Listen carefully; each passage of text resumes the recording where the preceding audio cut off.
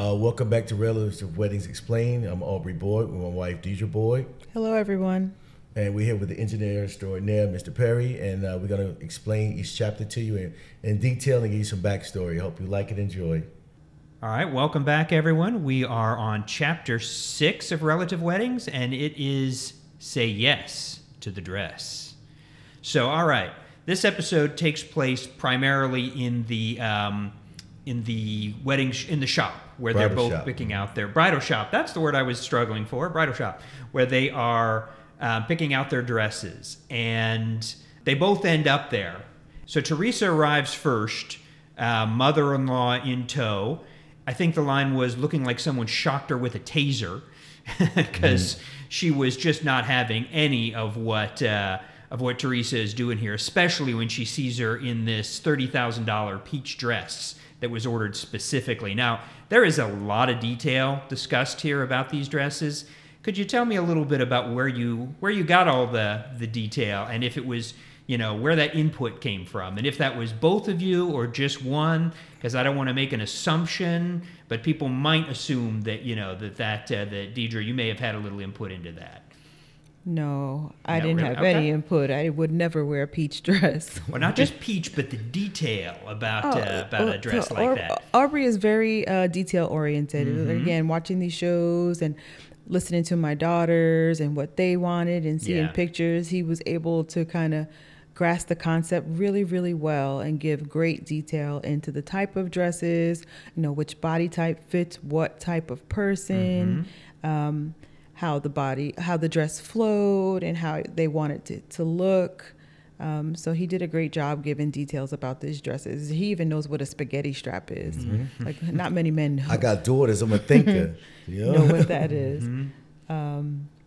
So after reading that part, I did agree that he did. I really didn't have much input into that. He gave great descriptions of both the different types of dresses that these two ladies wanted.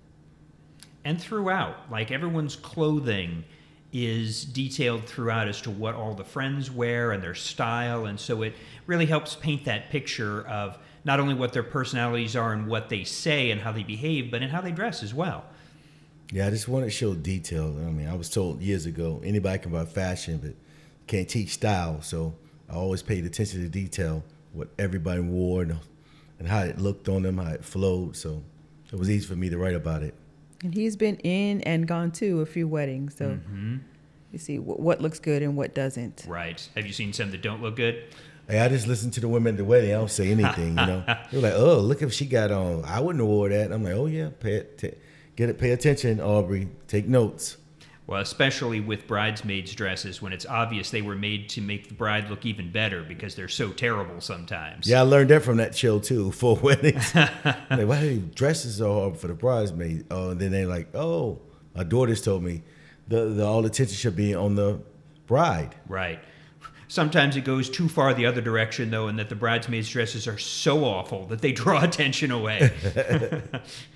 Well, and then we get next to Judy coming in, and of course now, in a bridal shop like this that's super high-end, Judy is going to have a harder time finding something that's going to suit her, because of course she has the dream dress. Everyone has their dream outfit in a situation like this, and the one she picks out is amazing, but it is way outside of her price range. It's like $20,000. And so she kind of has to go looking at other dresses, one that is described as looking like a Victorian ghost, which I liked.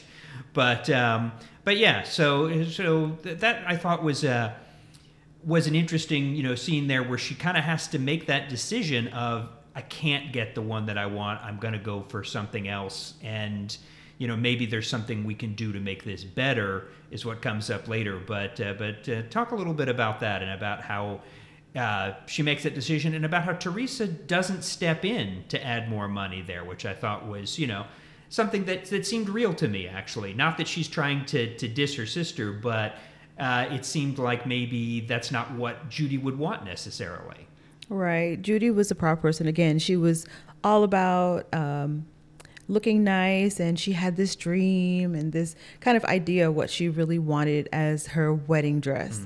And when you go to these wedding bridal stores, sometimes the little intricacies of the things that you're looking for, you don't necessarily realize that, it adds up in price. So she tries on multiple dresses and finally finds the one that she's in love with. But, after a while, you forget about the price tag. And when she sees that price tag and how much it costs, it's a little upsetting that with the money and how much of an effort her and her friends put into raising all this money, that she wouldn't be able to actually afford the dream dress that she actually wanted. Right.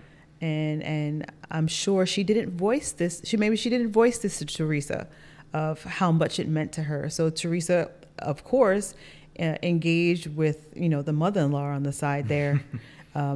She probably didn't realize, to offer to help put in the money, because Judy didn't express to her or explain to her how much she had and how much her budget was. She thought she probably already had it taken care of. And again, she was already preoccupied with her peach dress and the argument between her and her mother-in-law on what her dreams were for her wedding and what she wanted and what she was going to get. Right. With Miss Mary over there giving her the side eye. Yeah, and that's how I wrote it too. So I wanted Judy to be more of the pride when she wouldn't do it. Her and her friends, remember, she never asked her sister for anything. Her and her friends got it. So that would be the worst place to ask your sister in the bridal shop for money. In front of everybody. So, that was just, she should have budgeted more, but she wanted this extravagant wedding to be like on the wedding challenges. You got to do some budgeting. And she seemed like she had it. So it probably wasn't, not probably, but it wasn't portrayed at that time that she was not able to afford it. Right. Well, and I think that rings very true, is that even though they're very close, we don't hear them talking about money. That's not something they seem to talk to with each other. And that's something I've noticed even in very close families. People don't really tend to talk about money with each other in that way anyway. It shouldn't be something you talk about. Yeah. That's what you don't talk about money. And, because it's apparent, one works at a beauty salon, one works at in a hospital. It's apparent to each other that they have very different incomes, but it's not something they ever discuss, and it's obviously not something that is important to them in terms of showing it off to each other. That's not who they are. When it comes to money, you don't have to show it off. It's apparent. You can see who got it, who don't. So it's something you don't have to even talk about. But again, they also have fiancés that may be contributing as well. True. So true, and I think that's one thing I did like in the story, is that we don't spend a lot of time with the men. It's just focused on the women. We get a little bit of talk about them, and they, of course, appear later on. But there's very little focus on them, and I think that's a good thing. We definitely centered on the women for this. For the next one is more relationship. Now it's just about the girls having their day, their moment, and the story building up to it. It definitely passes the Bechdel test. So, all right. Well, I want to ask a little bit, just kind of in this whole realm of talking about dresses and weddings and the look of it. Once again, we've talked about this before with Teresa's dress, but I like that we go into a lot of detail here about the color and about what's on it. And, the mother-in-law is just so unhappy about this look and this style. But it kind of reminded me a little bit of my own wedding. My wife wore a hand beaded dress that was a number of different colors, that more earthy tones but with pops of color, and gorgeous dress, heavy dress, but gorgeous, and not traditional in that way, but still. No one seemed to mind that once they saw it, but when they heard about it, they were like, wait, what? What are you wearing? You mean it doesn't have a veil, or it doesn't have this or that? But, that just really wasn't her style. It wasn't what she was looking for. And so, and same, I wore a suit, not a tux, but, my options there were a little more limited. But yeah, it was, and then we did stuff that we wanted to do, but As far as picking out the clothing, I just know that is such a huge part of the tradition and the process. And so that's why the fact that there's a whole episode dedicated to it, I thought was appropriate. Because that is, a huge part of that process. Yeah. I want to make sure that was mentioned in the book, because that's one of the big things that a part of a wedding that ladies look forward to. The trying on the dresses and saying that yes to the dress. Mm-hmm. Yeah, and things have changed over the years. I mean, back in the days, wedding dresses were passed down from grandma to the daughter to the granddaughter, and now things aren't so traditional. But the mother-in-law, she wanted to keep it kind of traditional in a way if she could. But with these girls and the way that they were raised, it wasn't the traditional way.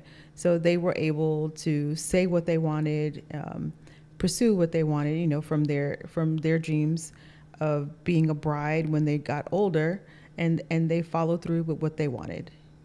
So again, the typical wedding dress, when you see it, it's beautiful, but when you hear about it, you're like, wait a minute. Mm-hmm. It just goes back to the point, like I'm trying to drive home. In my opinion, the wedding is for the bride. Whatever she wants, that's what she should get. It's her day. So if she wants a turquoise dress, let her have it. Right. It's her day. If you don't like it, don't go. Yeah. And I was lucky in that, my wife made sure there were things I liked too.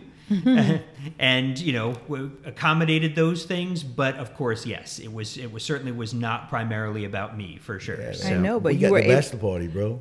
You were able to remember all the intricacies of her dress as well. So just by Yes. telling us that. So it was something special for her and for you. Yes.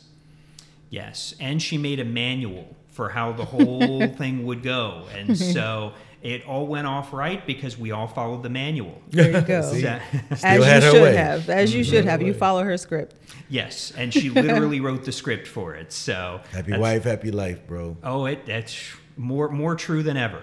So, but I enjoy that part. So there is a great line in here I really like too, that you guys twerked hard for those dresses, and it's a nice play on worked hard. So I appreciated the way that was framed.